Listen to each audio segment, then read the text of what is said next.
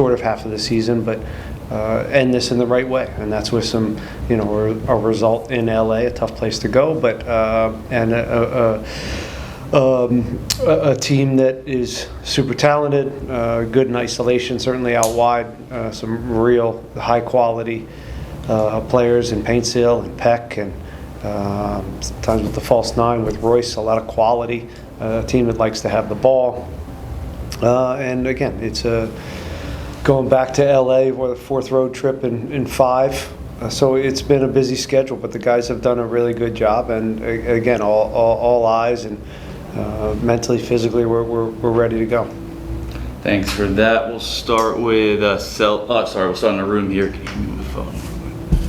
Thanks. Yep. Hi, how's it going, Ben? Good. So this season, there's been a lot of changes in the squad. I believe around 9 to 10 players came in and came out. I believe that so far the results have shown that it's been a positive thing. How did you approach at the beginning of the season this rebuild? Was it a fun challenge to you, and how does it morph now that we're... I think it's been a fun challenge. It's a good question. Thank you. It's been a fun challenge. It's been difficult, and a lot has been on the players to be open-minded, be patient. It's been the same for the staff. A lot of work and figuring this out day to day in the lab, kind of figuring out what the best version of ourselves are while things are, we're figuring out some of the new guys. We had some injuries down the spine with Artur and Lucas, and so it was choppy. And I've talked about this too much probably, but I think we've leveled off. I think we're finding over the last 3-4 weeks. We've settled into kind of again, at least understanding the best version of ourselves in this moment in time, and that was important because it was getting a little old to always adjust to the opponent and adjust to the circumstances rather than have a structure that everybody's buying into, both coaches and staff, players, and then we can grow from that and start build some relationships and build within a similar structure that they're familiar with. So it's been good, it's been fun, it's been challenging, and again, the focus right now is just to end on a good note, and then we get into preseason again, and again, I use the term pour gasoline on. That's when we should know who we are, get a player or two in here on the transfer window to bolster the group and continue to make it competitive and increase the quality. And just get back to work. Do you find yourself surprised by some of the qualities that you see on the new guys, or maybe some of the older guys that they have come into this new season with new qualities, with more hunger, probably because of the World Cup, for example, Jack McGlenn? Have you found yourself adapting to the players maybe, or being surprised by the abilities of the players, or did it change your idea? Not necessarily. I would say some of the new guys, whether it's Bouzat, Guilherme, Matty Bogusz, Lucas Holter there for a little bit, and then some of the new guys that we brought in that weren't kind of more marquee signings. It takes a while to get history with them and learn what they look like from whether it's a back-to-back game. What do they look like on the left versus the right if they're an attacker? What do they look like in this structure? So it takes time to figure all that stuff out, and I think so. Some of them have surprised us, mostly for the better. Jaji's a good example, right? Jaji was out of the lineup a lot last year, and he was still getting his feet under him. And this year he turns up and in preseason, really made us take notice of him and trust him and put him on the field quite a bit, and he has a bunch of minutes, so I think he's done a good job. And again, we're still figuring out some of the new guys, but I think we're getting there. We're getting there. That's great. And just as a final question, as a World Cup participant yourself, are there any special conversations, chats that you're having with Jack on a potential call that he might get? Just that, if it's tough. It's tough. He's got to. He's going to either be on the plane or not. And there's two versions of that. There's one that's excitement and, support, and we're fans, and we're going to do everything we can to make sure he's fit and ready to roll in that side. And then there's the other side, and that's the side that it doesn't work out. And, how you support him in those moments as a group, and I think we're ready for either one. And just hoping for good news, but if it's not, again, we're here for him, and it's not a lot of fun if that happens. But again, just support him. I don't have any, big sit downs with him about my stories in the World Cup, and he's on his own path. He's a good kid, and he's super talented. That's great. Thank you. Thanks. Dustin, go ahead.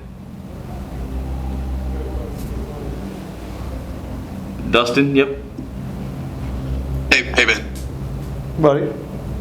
Hey, can you hear us? Yeah.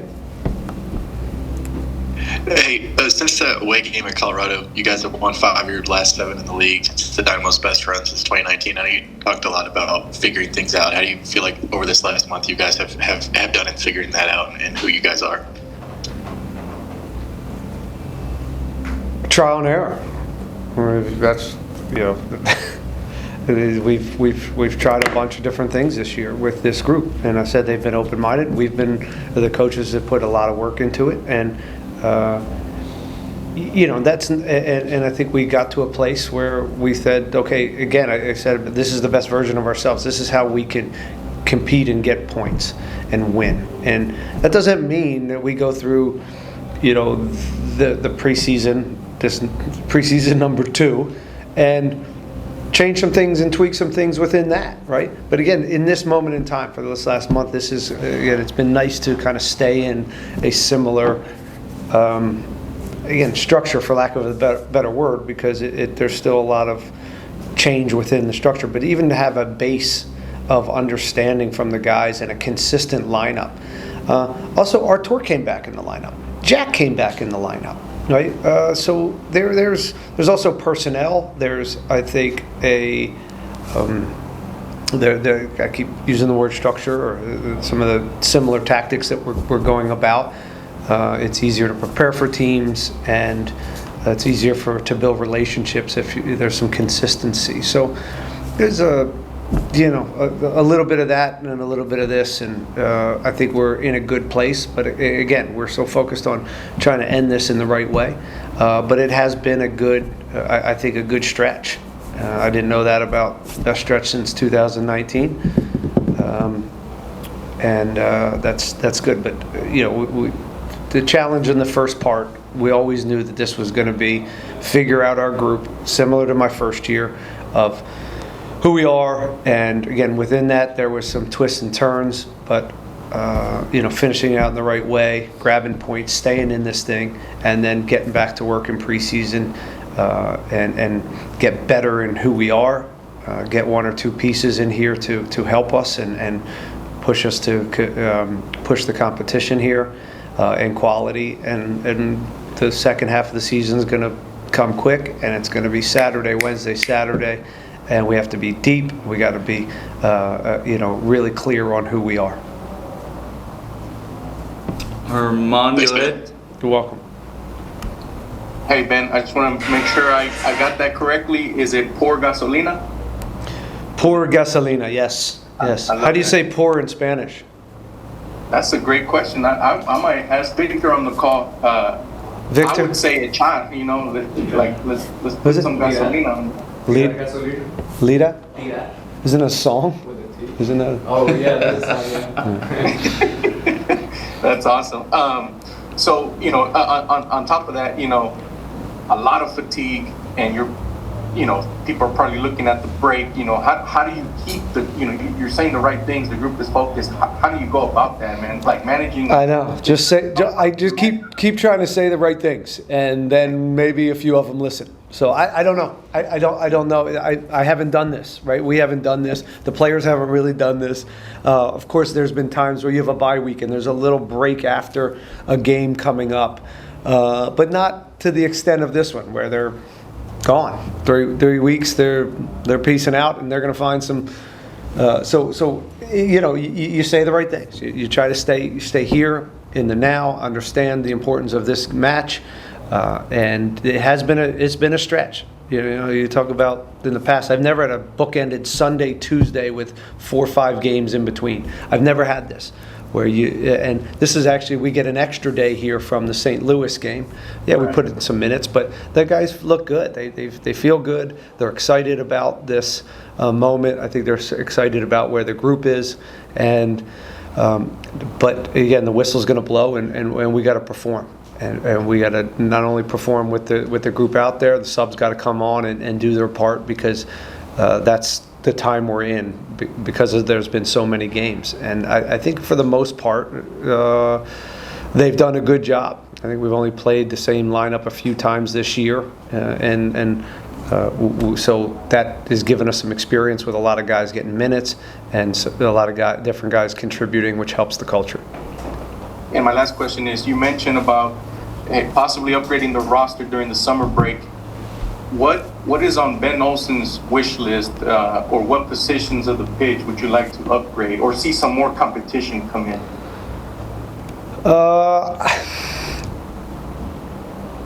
There's a few different areas where I would like to see some competition, and I think you can certainly, some. I don't want to get into it. Let's put a pin in that, and I think we can talk maybe in the next couple weeks, and I think we'll have a better answer for you. I rather right now focus on today and tomorrow. That sounds like a Sorry, plan. Thank you, Ben. Safe travels. All right, Selvin, go ahead. What do you want to see from your team Saturday that will make you feel good heading into this break? Just a result. Yeah, that's it. This time of year, it's not going to be perfect with all these games, and I just, I want these guys to compete, show up for each other, and be selfless, and and then usually that gives us a chance. Against a talent like LA Galaxy side, what areas of the game would be most important for Houston Dynamo to control? Well, if Peck and Paintsville are two of the best attackers in the league, and so if you do a good job on them, or limit them as much as possible, you have a chance. But again, that's a collective. They're talented enough where it just doesn't take a 1v1 duel all night long. Of course, that's going to be part of it, but it's a collective effort to deal with some of that, and some of the isolation stuff, and how talented they are. And then you have world-class players like Royce, who can find pockets and change the game himself with some of his quality and his ability to provide. Set pieces come into this stuff, and it'll be a tough game. It's never easy going to what are they calling it now? StubHub, Home Depot. Dignity Health is one of the third version of that. No, it's Dignity Health, whatever that place is called. Safe travels. Thanks. Jorge, go ahead. Hi, Coach. Hey, buddy. Coach, just wanted to ask you about, our status on Lucas Halter. It's been a while. This break might help him. Just, any status update on him? Yeah, he trained today, full out. And I told him, I said, hey, great timing, buddy. It's nice to, our last training, you show up. I can't believe that, he's been out this long, and the irony of him training on the last day fully. But it was nice to see him out there. It gave the guys energy. Certainly he was excited to get back, but certainly too late to put him into any type of game situation. But it's a good sign that he's going to have the whole next month and a half to get ready and hit the ground running when we get back to playing games in the later in the summer. Are you already planning for, after this World Cup break, how you will continue to put up your side? I mean, you'll get back healthy Lucas Halter, potentially, hopefully. And Eric Sviatchenko, he's maybe had a patchy couple games. Am I looking into the lineup when we get back? Is that what the question was?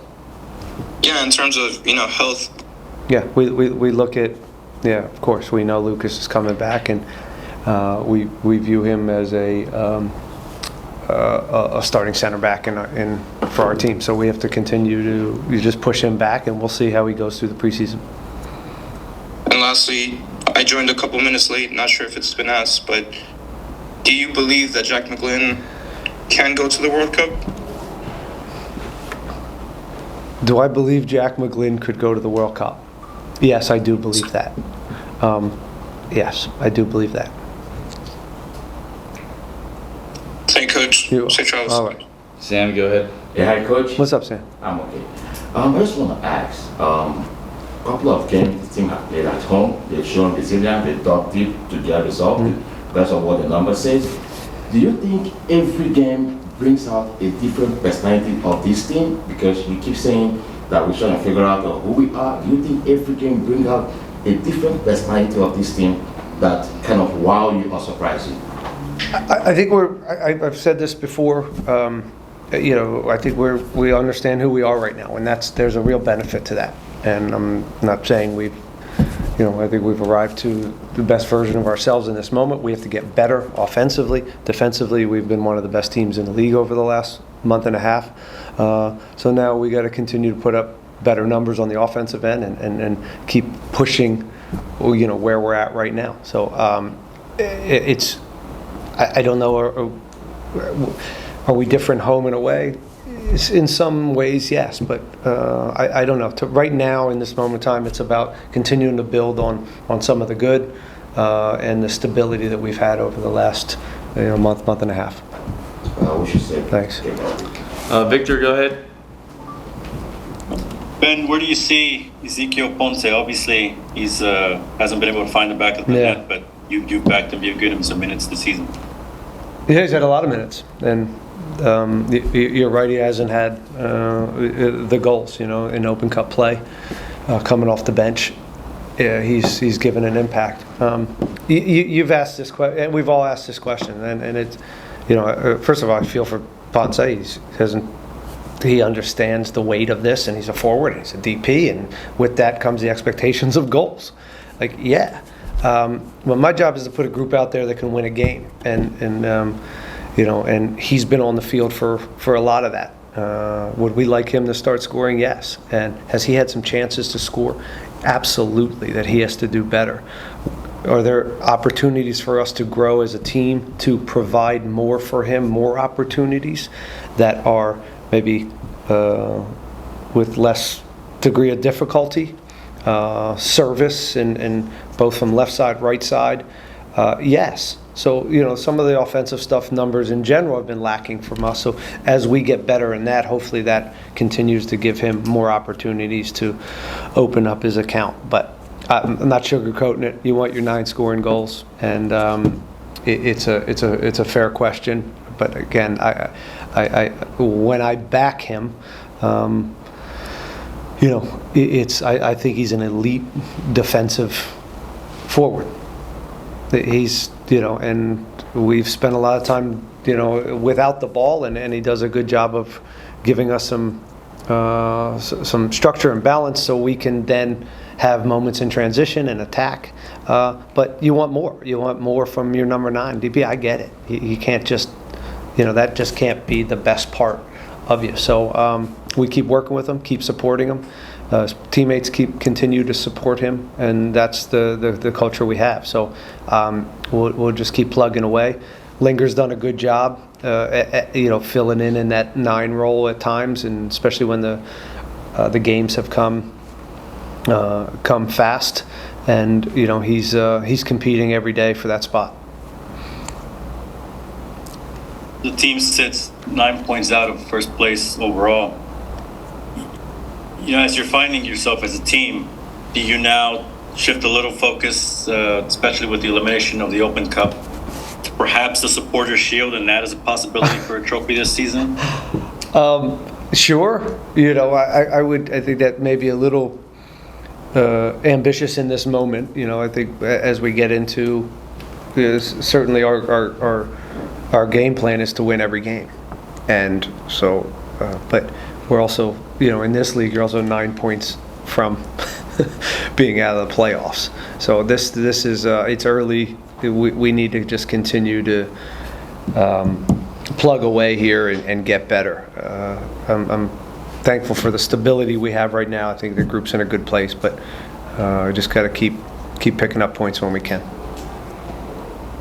Just the fact that there's no MLS game for 2 months, does this sort of feel like a playoff game in the sense of, it's a long break right after? It's strange because the guys, they feel like there's urgency to this game because there's such a break afterwards, and so I don't know. This is kind of my first time with this type of break afterwards. It doesn't necessarily feel like a playoff game. No, it feels like a regular season game with a long break afterwards. But I think we've done a good job. I think the players understand the importance of this game, and I think their heads are here, and they're looking forward to the match. Thanks. Anything else? All right, thanks everyone. Fabrice will Thank be in you. next with Edgar and Emily.